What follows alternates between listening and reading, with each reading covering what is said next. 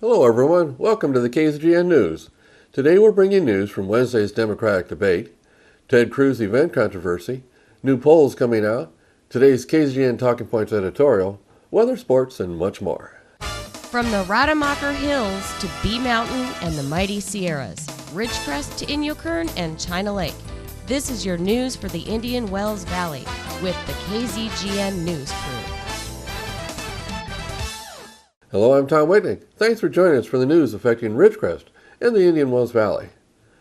Well, the Democrats had another debate last evening. I was not expecting to hear anything new. It was hosted by CNN and Univision. It was in Miami, Florida. The intros and commercial breaks were in Spanish, and a couple questions were taken in Spanish as well. But for 95% it was in English. They even had the national anthem sung. The young man did a good job on it. Anyway, like I said, I really didn't expect to hear anything new. And I also expected to hear soft questions from the moderators. I can say I was wrong on the moderators. They asked many tough questions, especially to Hillary. And often, Sanders and Clinton didn't want to answer a question, so the moderator went right back and said, "You didn't answer the question," and asked it again. However, there were some instances we got new information. As expected, a lot of time was used on immigration. No one wanted to use the term illegal immigrants, though. What we learned is this. Both Clinton and Sanders will not be deporting anyone. They both support a path to citizenship. They both do not believe that families should be split. They both believe Obama is too hard on deportation. Here's what I heard is new.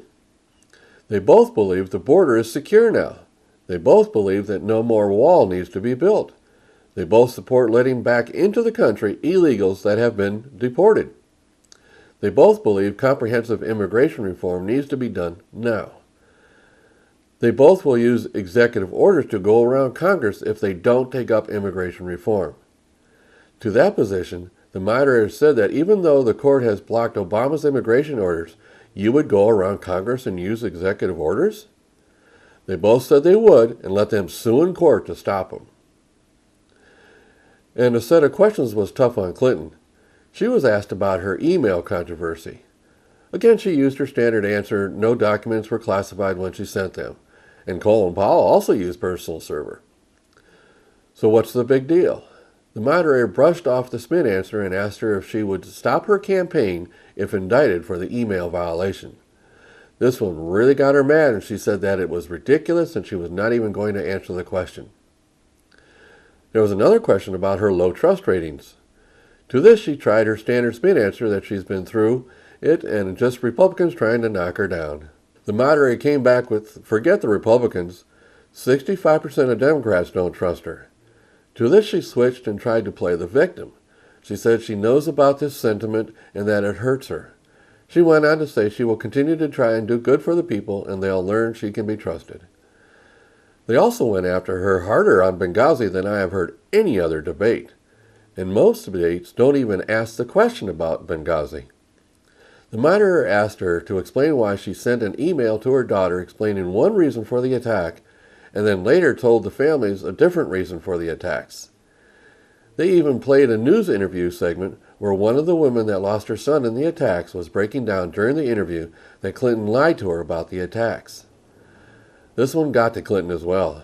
She went on with her spin answer that she sympathized with the lady and the families, but insisted the information she provided was what they believe caused the attack at the time. Again, the moderator asked, "But you gave your daughter one answer before you met with the families, then gave the families a different answer. Why?" Clinton bristled and said, "Look, information was sketchy and changing. The administration was in speculation mode at the time, and they were just trying to get the facts." Neither of her answers were good, and the moderator even shook his head in disbelief. There were also good exchanges between Sanders and Clinton. They both threw pretty good punches at each other often. However, Sanders seemed to be on the top of most of the exchanges. One in particular was when Sanders was questioned why he was so interested in Clinton to release her speech transcripts, which she was paid $600,000 from big Wall Street donors. They asked him if she thought she was hiding something. He started soft on her, saying that those speeches must have been really great to get paid hundreds of thousands of dollars for them. Would she want to share the values of those speeches with everyone? Then he lowered the boom, saying, there must be something in them that will hurt her credibility, that she will be hard on Wall Street if elected. Anyway, those were the highlights. Again, no discussion about national security, just a touch on job creation, and they both expressed dismay at the Republican field of candidates, that it was important for one of them to get elected to make sure that the policies of Obama has set in motion will continue. My assessment, Sanders won. Clinton was on defensive for over 75% of the debate. Over the weekend, a Ted Cruz event was marred by a shooting. The Secret Service arrested a suspect in the shooting of an Idaho pastor after the man threw several items over the White House fence, authorities said. Kyle Andrew Odom, 30, was taken into custody without incident Tuesday night in Washington. His arrest came after he threw flash drives and other unknown objects over the White House fence. Police said hazmat and bomb teams determined the items were non-hazardous. Odom is suspected of shooting Pastor Tim Remington several times Sunday outside a church in Coeur d'Alene, Idaho. The shooting occurred a day after the pastor led the prayer at the weekend campaign rally for Republican presidential candidate Ted Cruz. The pastor was found in the parking lot of the Altar Church on Sunday afternoon with several gunshot wounds. He is expected to survive.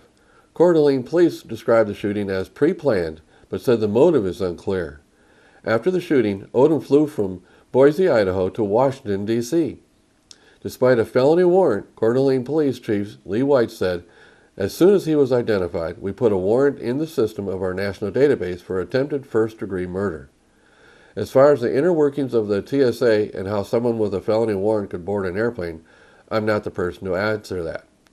White said information on the suspect's travel plans is still preliminary, but his car was found in Boise and secured by law enforcement officials. The suspect left behind writings that included the names of the pastor shot and several lawmakers. There were a number of people listed in that manifesto. There were a number of U.S. senators and House representatives, along with some Israeli government officials, White said. He said their review of evidence has revealed some disturbing details on the suspect, and they took the extensive list of names seriously. A Facebook post attributed to the suspect by the Spokane Spokesman Review newspaper provided an insight into his thinking. In it, he says the world is ruled by an ancient civilization from Mars, describing Remington as one of them. He says he has no time to share this story now, but will do so in the future. Now there's a nut. The individual has found no ties to the Cruz campaign in this guy's notes, so it is not believed Cruz was a target by this guy. Now stay with us. After the break, we'll have the 125th KZGN News Talking Points editorial.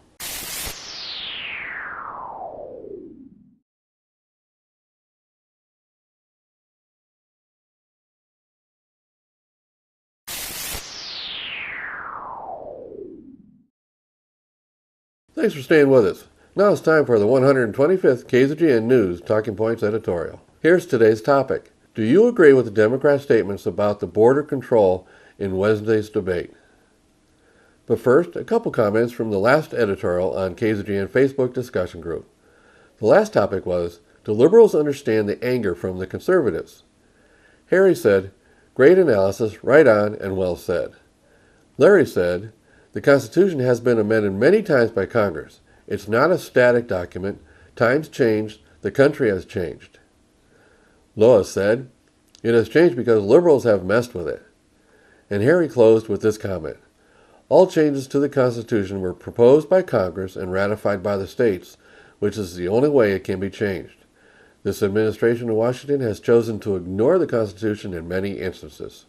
Therein lies the difference between liberals and conservatives.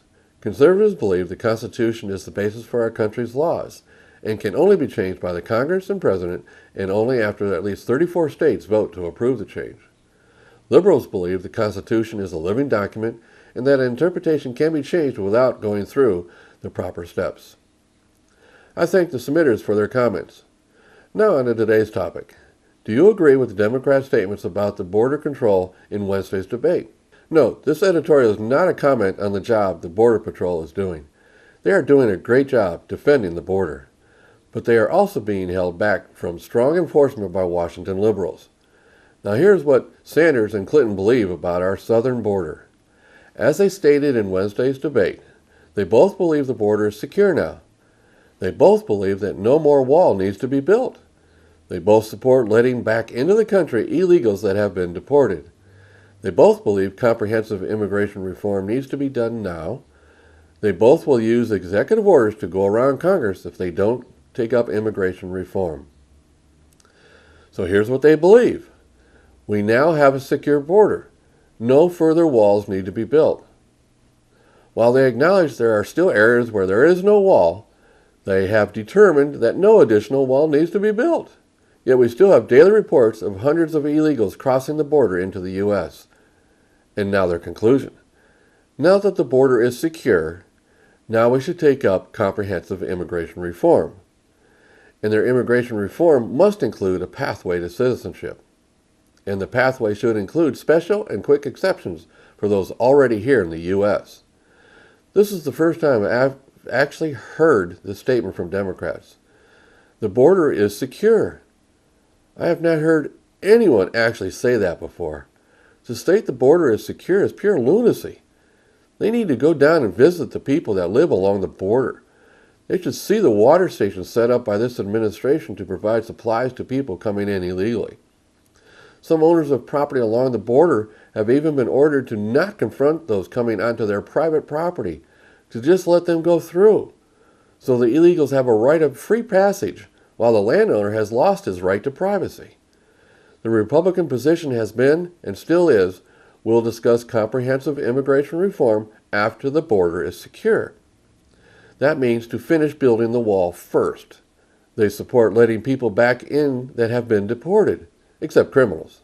Now, while that sounds kind-hearted, especially to families separated by deportation, but how will they determine which ones come back in? Will they have to pay a penalty for coming in illegally in the first place? Will they have to apply for readmittance? Or will they just be another open door? Will we have the resources to vet these people wanting to come in? And why do we have to have a special process for certain people? And then they both declared they'll do the same thing as Obama. They will use executive orders to go around Congress if they don't act on immigration reform. So there you have the warning shot. Do what we want or we'll go around you. Ignore the Constitution. Ignore the rule of law. Ignore following the law. Ignore enforcing the law. Make law without the proper authority. Change law without the proper authority. Make them sue to stop us. We will make the change whether the majority of people want it or not. This elitist attitude kills me. Who died and left them king? This is a dictatorial in nature. This is an abuse of power. Warning for liberals. You really need to consider if this is the direction you want to go. You really need to consider if this is what you should support for the presidency. Just because they are doing what you think should be done, you should not support this abuse of power. The same thing could be done by the other side when they get into office and do things you don't agree with. This acceptance of abuse of executive orders is dangerous. Liberals and conservatives should join together and not support this abuse of power. This is a challenge to the Constitution, to our freedom. If someone does not like the immigration laws, they need to elect the people that will change the laws. And if you can't get enough of the people elected to change the laws, then just maybe what you want changed, the majority doesn't want changed. Accept that. Liberals are always telling conservatives to just get over our objections to some progressive ideology. Well, how about you just accepting that we might not want some of the changes you believe are right? And right now, Democrats are campaigning on that a Democrat must get elected to protect what Obama has done. And that's my point. If you support abuse of power by your president, I'll bet you'll be screaming to high heavens when a conservative gets elected and starts rescinding all those illegal executive orders. Anyway, so there it is, right from the Democratic candidates. The southern border is secure. There is no need to build any more wall. It's time to take up immigration reform. It's time to let people back in that have been deported. And if Congress doesn't do what they want, they continue to use illegal use of executive orders and force court challenges. Newsflash to Democrats. The border is not secure. Thousands of people are crossing the border every year. And some of them could be terrorists or criminals. This is not about being nice to our Mexican neighbors. It's not about racism or bigotry. It's about national defense. It's about protecting the people of this country from criminals or terrorists. It's about the rule of law. In conclusion, there's a right way to do things and a wrong way to do things. Follow the law. I'm Tom Whitnick, and that's what I think. I'd like to know what you think. If you have any comments about this editorial or would like to discuss or recommend a topic, I'd like to hear from you. Please email them to info@kzgn.net. Now stay with us. After the break, we'll have weather and sports.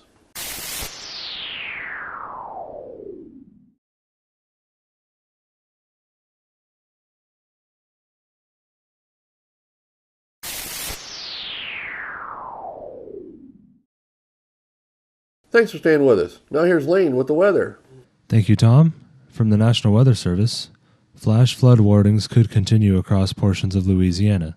Locally heavy rain takes aim at portions of Arkansas, western Tennessee, and southern Illinois into Thursday. Heavy rain, strong winds, and high elevation snow will impact the Pacific Northwest and northern California as well. Temperatures across the nation. Carolinas is 71, Georgia is 75, Arkansas is 63, northern Texas has 63, Arizona is 77, and Los Angeles has 67. And for us locally, tonight, partly cloudy with a low around 45, south-southwest wind 5 to 10 miles per hour. Friday, a 30% chance of rain, partly sunny with a high near 68, south-southwest wind 5 to 15 miles per hour with gusts as high as 35. Friday night, a 40% chance of showers, mostly cloudy with a low around 45, south-southwest wind 15 to 25 miles per hour with gusts as high as 35. Saturday, mostly sunny with a high near 68, west wind 5 miles per hour. Saturday night, partly cloudy with a low around 47, west-southwest wind 15 miles per hour with gusts as high as 25. Sunday, partly sunny with a high near 68, west wind 5 to 15 miles per hour with gusts as high as 25. Sunday night, mostly cloudy with a low around 48, west-southwest wind 15 to 20 miles per hour with gusts as high as 30. And Monday, a 20% chance of showers, partly sunny with a high near 65, west-southwest wind 15 miles per hour with gusts as high as 25. And that is your forecast for the IWV. Now back to Tom. Thanks, Lane. And now here's Tom Heck with sports. Very pleasant Thursday afternoon to everyone. Let's talk about Saracoso baseball. They're in action today as we speak against Victor Valley. We'll let you know tomorrow the results on that.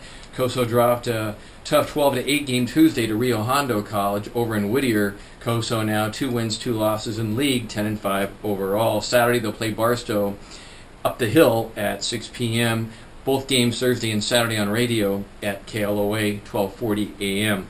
All right, automatic bids, NCAA, UNC Wilmington, Wisconsin Green Bay, Yale, Austin Peay, Florida Gulf Coast, South Dakota State. And you're probably thinking, I don't know much about any of these teams. Well, these are the surprise teams that sometimes take a bite out of the big boys.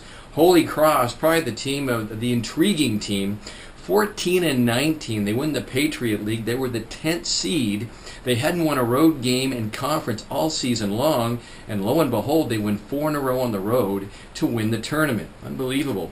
Northern Iowa also is going to be in, Farley Dickinson and Iona. Okay, ACC last night tournament. Duke beats North Carolina State by 3. They had to come back from a big deficit to do that. They won 92-89. Pitt over Syracuse 72-71 in the Big East tournament. Pac-12, USC all over UCLA 95-71. UCLA's done unless they get an NIT bid. I wouldn't count on it. That's the first time since 1941-42 that USC won all 3 games in a season against UCLA in basketball. All right, Washington beats Stanford. Stanford has fallen apart. Colorado beats Washington State. Washington State wins only 1 game in conference this season. All right, Big 12, number 7, Texas Tech loses to number 10, TCU. That was a bit of an upset. And also, Brock Osweiler, who you may know as a Denver Broncos hero for a while, then Peyton Manning came back. Well, he's decided to leave Denver, and he just signed 4 years, $72 million with Houston. NBA, the Hornets, Golden State, Celtics, Bucks, Boston, Detroit, Knicks all get wins last night. That be your sports on this Thursday. I'm Tom Heck for KZGN. So that's the news for today. Also, KZGN-TV know you have a choice in what you watch for your news. We all thank you for choosing KZGN-TV, Ridgecrest's only locally owned community TV station. Now stay tuned for Ridgecrest Talk coming up next.